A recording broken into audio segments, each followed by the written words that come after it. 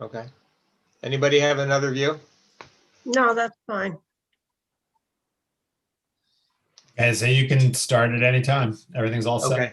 Do If we someone need else a comes in- formal motion to start? You could establish that you don't have a quorum at the moment and that you're waiting on. What happened to Nancy Kelly? We lost her. She may pop back. Okay.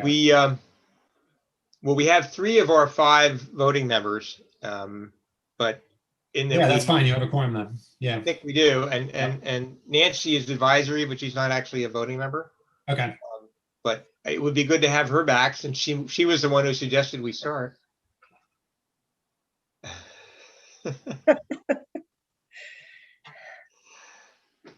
Well, how about we talk about the easy ones? We have, I'm going to guess they're relatively easy. We have 2 properties in Rhinecliff, both on Grinnell Street, that we're scheduled to visit next week. Both fairly small, as most houses in Rhinecliff are. One is an addition to a house, I think it's 47 Grinnell, and the other is a renovation to a house at 15 Grinnell. Since I'm involved with the 15 Grinnell, I obviously will recuse myself from any committee deliberations on that one, but I will be there simply to show you the property, whoever turns up. But I would suppose that neither of those is particularly controversial, but since we haven't seen them yet, we really can't offer comments on them today.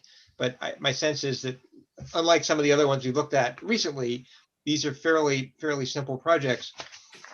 The one on Württemberg Road, which we looked at materials submitted back in February, I believe, and we had a first round of comments from our committee. Those comments were shared with the planning board, is my understanding. I don't know if they went to all members of the planning board, but certainly the chair and vice chair or co-chair, whatever they have reviewed them. And but that was pursuant to a pre-application meeting that the applicants had with the planning board representatives. Now this application has actually been submitted to the planning board as a full application, and my review of the materials submitted suggested nothing had changed from their pre-application meeting with the planning board.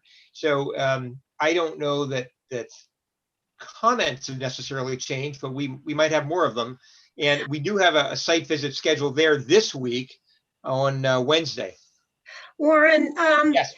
do you know whether the file has any changes in it? When I went in to Google Drive and tried to download that massive file, I couldn't download it. I couldn't open it. So I'm not aware whether there are any changes to the plan. I can see the map where they're still showing moving the buildings. Yes. Yeah. But if it's the same, I can just access the old one. If it's different, I mean, obviously the archaeology is a different part of it, but and I have seen the archaeological report, but it's kind of awkward when it's such a big file. And yeah, so I had the same problem. The submission that was sent via Google Drive is an enormous number of megabytes and would take a very long time to download. But I happened to be present for the Zoom planning board meeting when the applicant's representative discussed the project, and the project as described and as illustrated for the planning board appeared to be unchanged from what we saw a few months ago. So they may have submitted some additional information. I think they did, and it might include archaeology, so it is worth specifically asking about that. But the file size was really too big to be useful, and sometimes people neglect to reduce their PDF file size, which is a pretty simple process. But regardless, we can ask the planning board to break it up in some way that we can actually look at it. And I do think it would pay you to look at the archaeology to see if anything new has been submitted for that.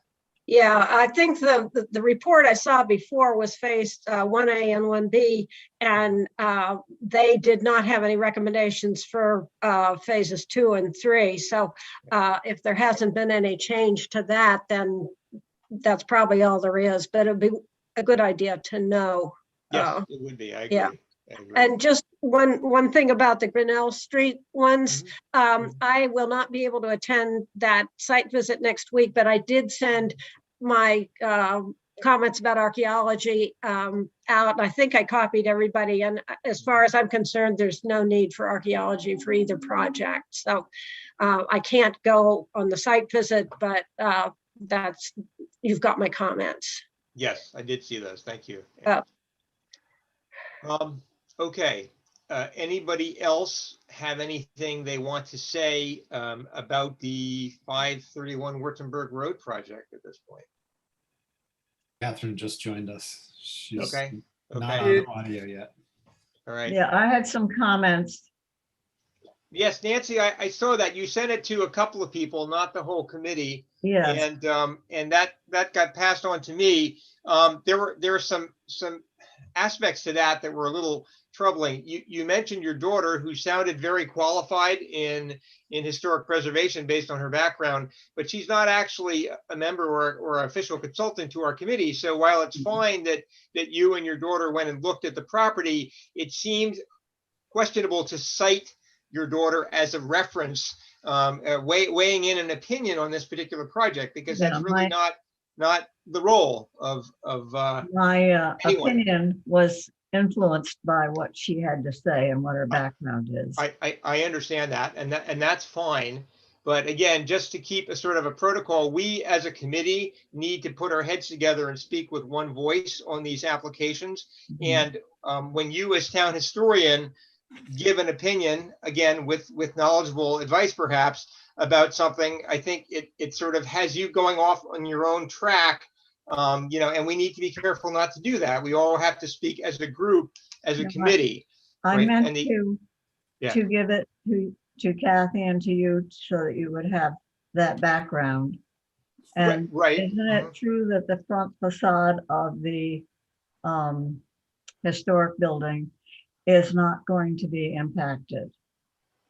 Well, I think from what we know, there may not be any significant changes to the front facade, but we had circulated previously, and I think as part of the application, there are the National Register nominations for the property, and those documents make it pretty clear that the importance of this farm is not simply the front facade of the existing main farmhouse, but it's the entire collection of farm buildings to the extent that they still exist. We know the Dutch barn came down on the other side of the road, so that part of the farm complex is gone. Yes. But the description of the property in the National Register listing is pretty clear that it's maybe the most intact surviving farm property in the town, with the cluster of outbuildings as part of it. It really transcends simply the building itself, the original main farmhouse. And I think it's very important to bear that in mind, because what's being proposed here is basically moving and reconfiguring every building on that property.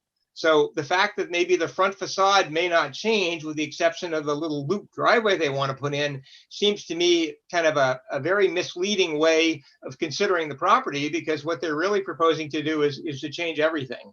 And I think that's troubling, as the comments we put together in February indicated. It's pretty upsetting to see how large the additions are on the historic building. But it is a consideration that they are putting it to the back, or offsetting it, and also that they are not making anything higher than the original building. That's certainly one argument that they could use in their favor. My sense was the rambling one-story addition looked like a motel tacked onto the back of a farmhouse. However nicely it was detailed, and it doesn't seem at all sympathetic to the character of the building or the property.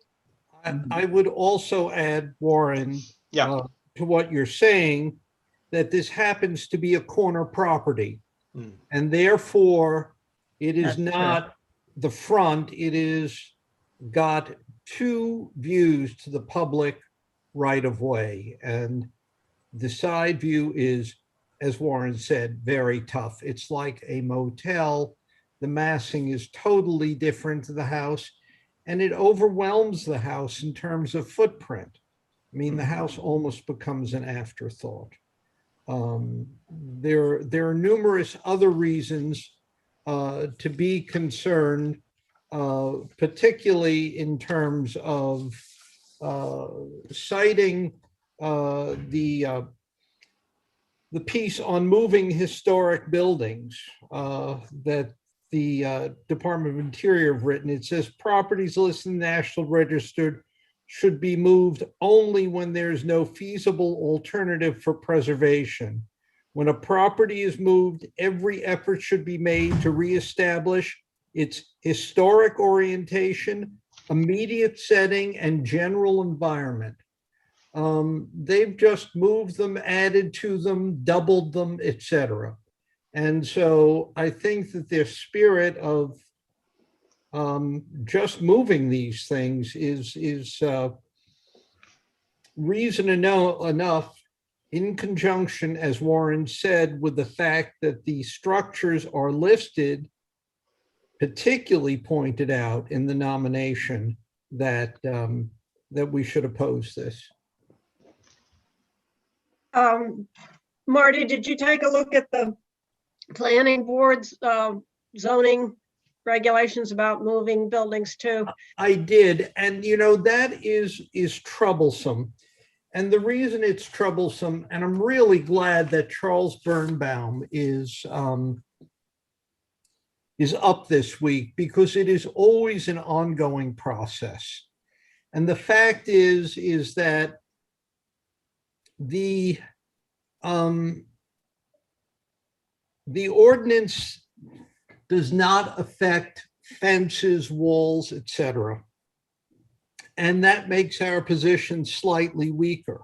However, I had sent to everyone a week or so ago a thing about farmsteads and agricultural properties that was prepared by the state of Pennsylvania, and it happens to be particularly exemplary for that building type.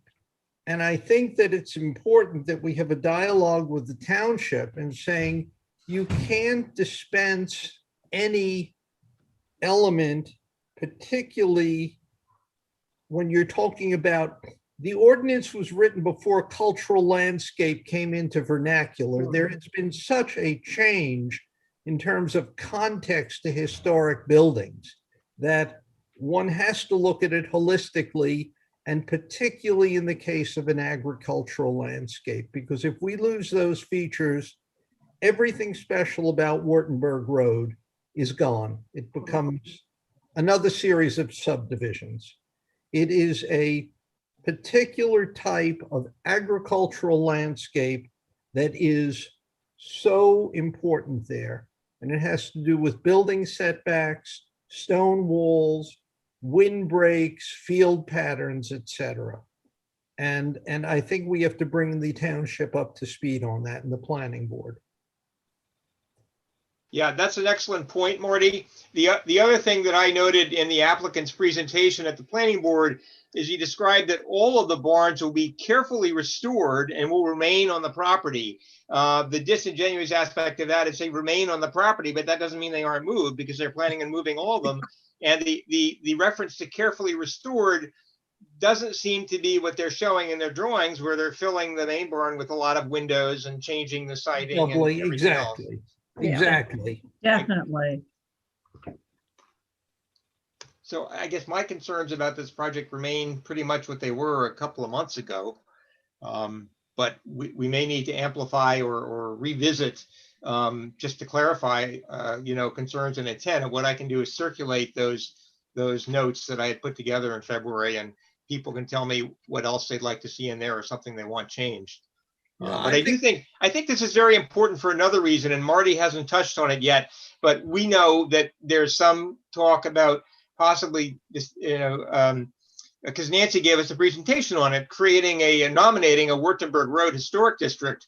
And this farm, in many respects, becomes the linchpin, not simply of the southern end of it, but because it is such an intact historic farm. Most of the others have been chopped up or reconfigured. And I think this is really an important property for the town, as well as, for anyone living there. I would further add to that my experience with various chapeaux of walking proposed district sites is they want meat in it, particularly when it's vernacular stuff. And I think that without this site, I think that the whole historic district is at risk, because this is the most exemplary, intact of the lot of them in terms of the spaces behind the buildings and the ensemble. The rest of the site along that road are bits and pieces.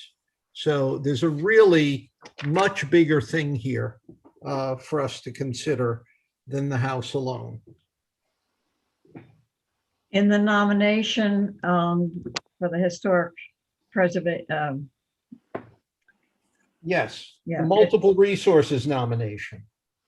but yes, it says the federal style is one of the least frequently appearing in the Rhinebeck nomination area. And this is certainly one of the most, if not the most substantial example of its style considered in this survey. Yes. That's correct. Yeah.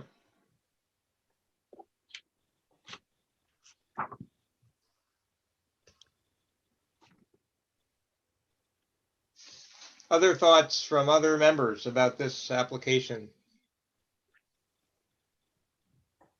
Well, I'm not an architect, but I'm concerned about they're moving the buildings around. I mean, I agree completely with what Marty has had to say about it, and I am concerned about having worked on National Register nominations in the past, I am concerned about the status of that, because it could lose that status, which would threaten certainly the historic district. I just don't know how much power the planning board has to stop something like this. Can you speak to that? Can I interrupt a moment, Ann? I'm sorry. I have the nomination in front of me. And I will say, under related outbuildings and property, and this is part of the historic record, marked are barn, carriage house, landscape features. It notes stone walls, it notes machine shed, well house, and summer kitchen. And it then says A, B, I, and J are contributing. So this is not, these aren't just outbuildings, okay? This is contributing, okay? This is a tremendous diminution of the resource. Well, I think another thing we can lean on is that they aren't just moving the building, they're planning to alter it considerably. The one they're going to make into a residence, and the other, they're putting many windows in it. Right, that's right. And to your point, which was a very good one and something planning boards always wrestle with, the planning board can express concerns to the applicants and ask them to look at alternatives or offer alternatives.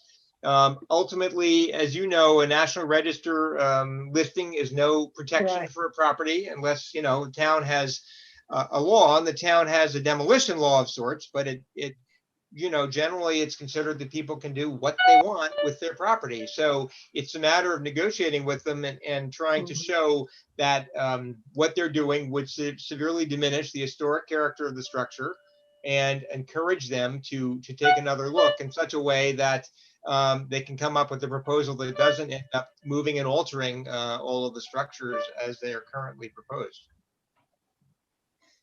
Okay, thank you. That clarifies it.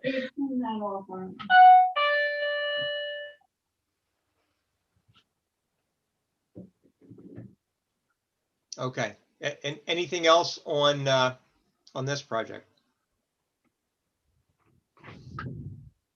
Okay, I'm not aware of other current referrals before us, other than the two we mentioned on Grinnell, which we're gonna have the opportunity to see next week. But there's an item here on website development, and I know I think Marty pointed out that our website doesn't have a lot of information, and we talked about linking reference material useful for applicants to you know, not only to find the town forms, but also to find, say, National Register guides on how to, you know, treat historic properties. And we talked about that, and I think some of the old material has been taken down, or maybe the site is offline at the moment. It's off. It is It's offline? offline at this point, and the reason it's offline is several of the things that I had passed along to the committee as examples of what we might strive for landed up being posted online with no explanation as why they are there. So when you read about a district in New Jersey, which I thought was exemplary, but without pointing out that it's exemplary, it seems absolutely inappropriate. Right, right. So what I had started to do is to start, I believe I'm going to be working with Mr. Rosenberg, who did the original one. And I started to do an outline which just had our name and says that we were created by the town board by local law number 4 in 2019, and our mission statement, which is to assist, review, and make recommendations to the town planning board on historical and archaeological regulations and protections for important and distinctive resources of Rhinebeck's past. And I found that very interesting that that is the ordinance, because it talks about important and distinctive. And I think that that gives us a tooth or a grasp into properties like Wurtemberg Road that are beyond. I mean, they actually gave us a little bit of a gift there by saying it's distinctive. And so I think that that's quite valuable. I describe ourselves as the members of the committee are a multidisciplinary team committed to building upon the past and ongoing efforts of the community in governmental preservation efforts. And then we list our two co-chairs, our two distinguished co-chairs and our members. And then what we wanted to do, and I'm open to suggestion on this, is we're going to do useful links and resources. And Nancy, you'd be particularly helpful on this, because the first thing I came up with is that very nice few-page thing, Town of Rhinebeck, discover the history of your Rhinebeck house, that you did a few years ago. And I think that, you know, it was interesting that I tripped upon it, and every other township that I went to that has done what we are trying to do has that sort of thing first and foremost, because it's nice, it's easy to understand, and it's generic. So I thought we would open with that. And then I wanted to have several of the different sites and maps that people could look at, so that people could begin to find themselves around. And so I had your Discover History, the Rhinebeck Multiple Resource Area nomination, maybe Star Library, Rhinebeck Historical, or anything else that you can think of. And then the 2-3 maps that we had, so that people understand that they have to do a little bit of homework on their own before they present. Because my hope is that we are going to be doing an intake form, but the intake form has to tell people how to fill it out. So the intake form should refer to our website, and people should be responsible for checking out these resources before they file. So if anyone has even any archaeology resources that you might have, Anne? I did give Kathy some initially, you know, the whole New York State phases and the DOT outlines and so on. Those were linked on the website. So you probably have access to those. But that's important for somebody who has to do archaeological stuff to understand the difference in the phases and what is required, and that there's a protocol for it. You know, you don't just go out and do some digging. You have to follow the New York State procedures for it. And I think that would make it clearer for landowners to understand where we're coming from as far as what needs to be done. Maybe you could help. I'll get that from Kathy, because that should certainly be there. And she had put it up on the site. She had put some of that up, but right. yeah. I'm sure if you need it, let me know. Great, great. What about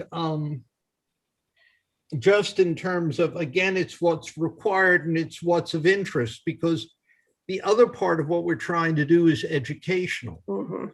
And, you know, it's interesting if people are planning an addition on their house, was there a privy pit nearby? Was there a well nearby? Mhm. Are there any things that we can be telling people that are of interest that might be overlooked, or does that come up at the time of our site visits to these properties? I'll think about it and see what I can come up with. I mean, most of what comes off the top of my head is pretty technical, and that's not going to be of interest to the average landowner, but I'll see what I can come up with. SHA may have some, public kinds of, publications, that kind of introducing historical archaeology to the general public, that we could link in. That would be great. One thing that I've been upset about is when they make an application, there's a lot of times when they're checking that it's not a historic building, and they should be able to refer to the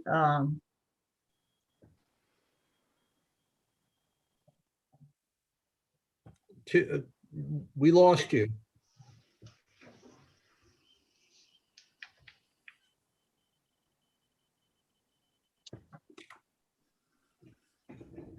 Nancy, you're muted. There we go. okay. I don't know, my computer is going crazy, shutting me off, and so that was one thing I wanted to say. Another thing is I would like to review that brochure, because I did it a number of years ago, and probably some of the website addresses have changed. Undoubtedly. Right. Interesting. That would be great. How do you all feel about the teal maps? Are you aware of the collection of early maps? I think those are invaluable. I think the multiple resource is invaluable. Anything we can give people and tell them to go and look is helpful, because these people are blind. They're not going to hire a historian to do it, and the town isn't going to make them to do it. And it would be nice for these people to learn something about what they're sitting on. Very good. So I think you just tempt curiosity. I think that what would help on these links, if we could, is a little summary under each thing of why it is useful. You know, Town of Rhinebeck Discover History, a layman's guide to whatever, or what the MRA is about, or whatever, again, gives to the person who might be willing to read a little sentence, might pique their interest. Sounds good. Anything to pique interest.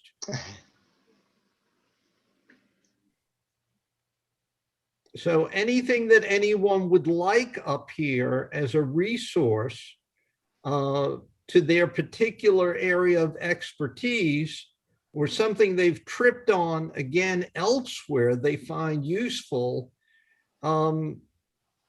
Remember, we're educational, and the more we can do to educate the population. It really seemed, Nancy, when I looked into things, that there was a very early move with the Historical Society to interest people and educate them, and then it seemed to fall off precipitously.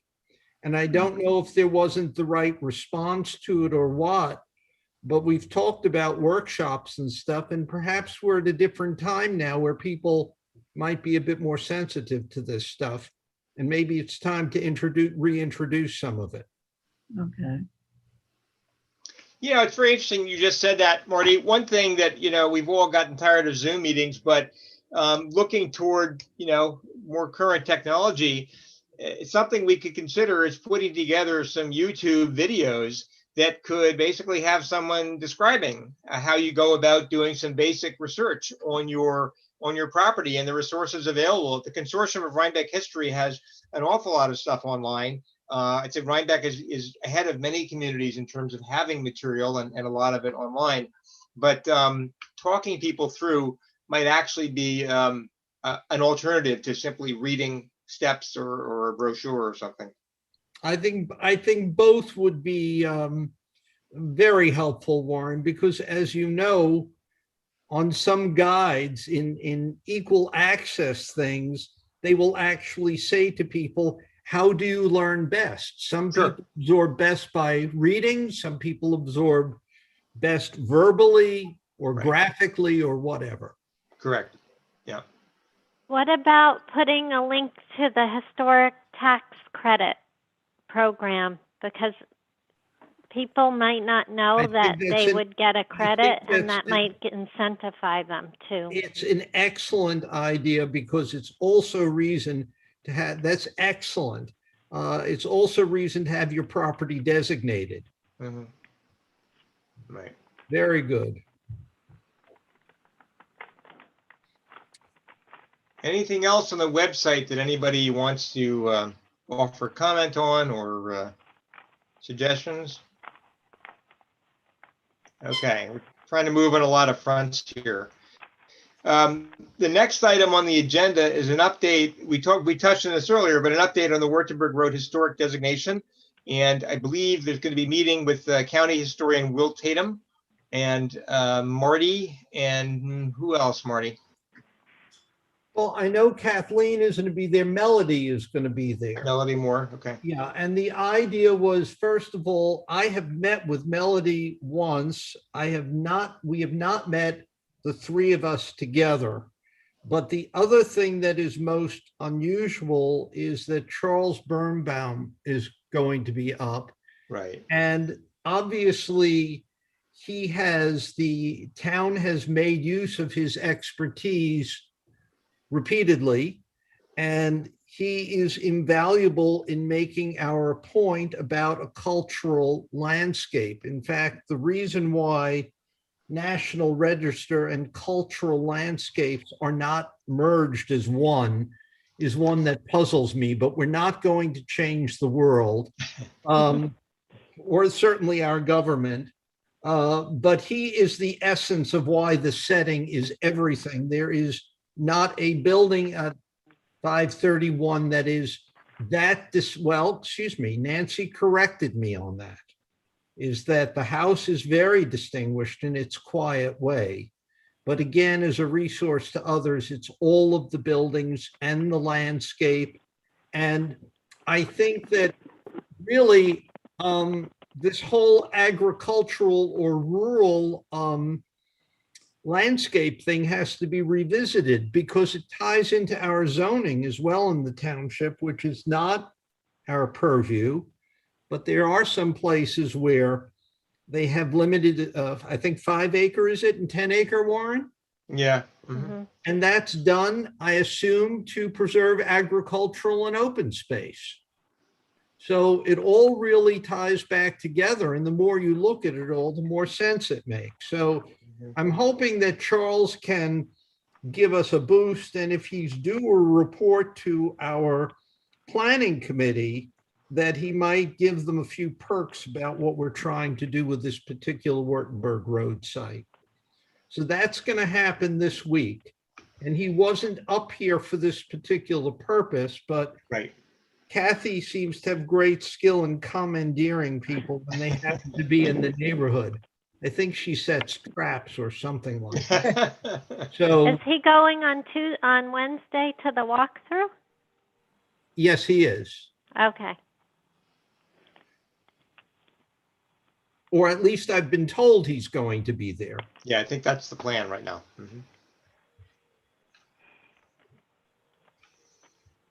So Okay. it's going to be particularly interesting. And Catherine, I say this to you and to Warren. I think it's very important to architects, and I speak only for myself in being blind, of having someone with Charles's expertise open our eyes to how much more there is there than the house, and that we start looking at these sites differently. And I'm a prime offender.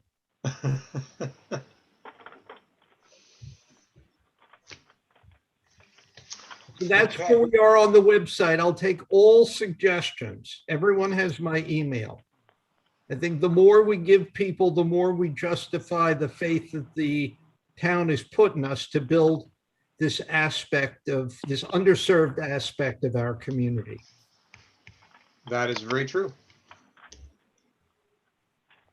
Okay, we're now at the point on the agenda where we're open for any other business. Nancy, do you have anything that you wanted to say that you haven't touched on yet? No, I'm glad that we've been able to discuss these things. Super. Catherine? No, thank you. Anne? I'm good, thanks. Marty?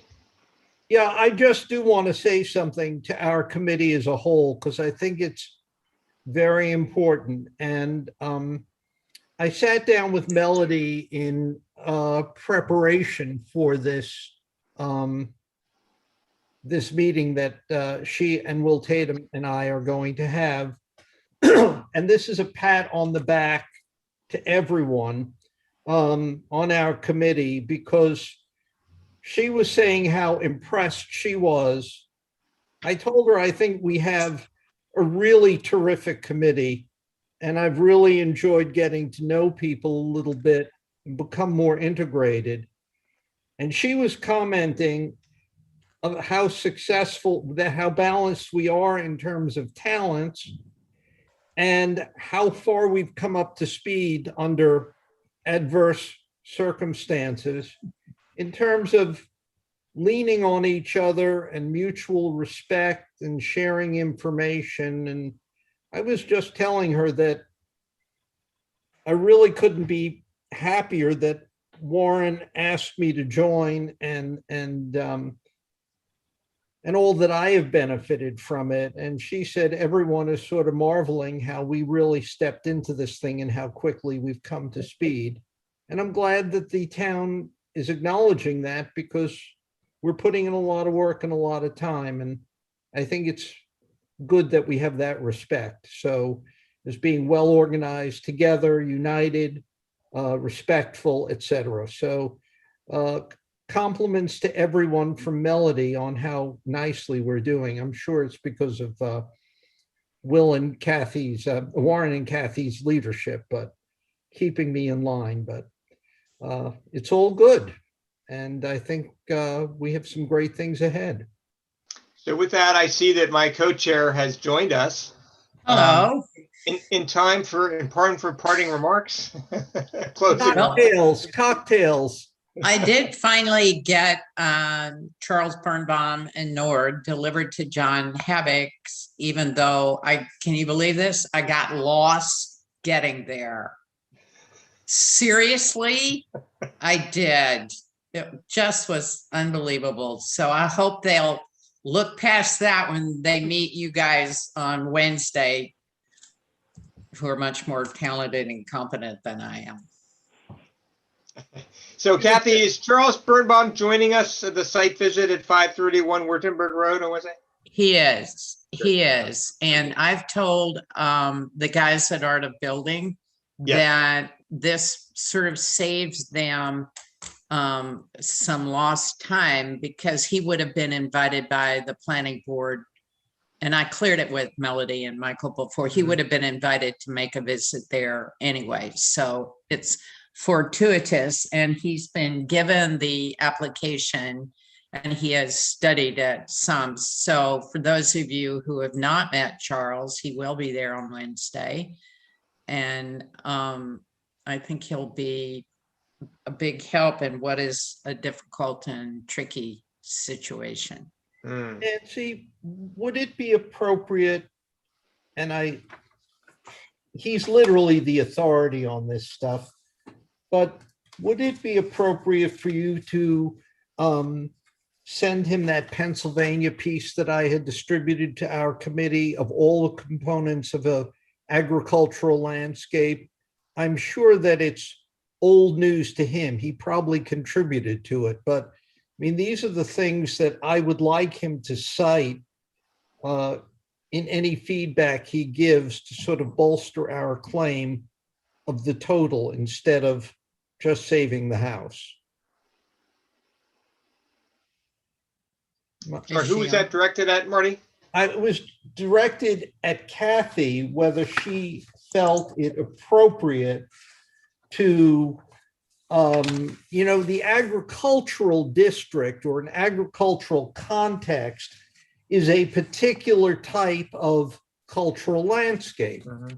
And I just felt that this Pennsylvania piece, and it's not because I'm from Pennsylvania, it's because they have no less than 30 items on the checklist that pertain to an agricultural landscape. And I was reading down the thing and saying, got that, got that, got that, got that. And I feel it's very, very important that we cite just how intact this property is. So Marty, why don't I just simply, if I haven't already, forward on Charles's email to you, you by way of introduction, share that document with you. And yes, that will be fine.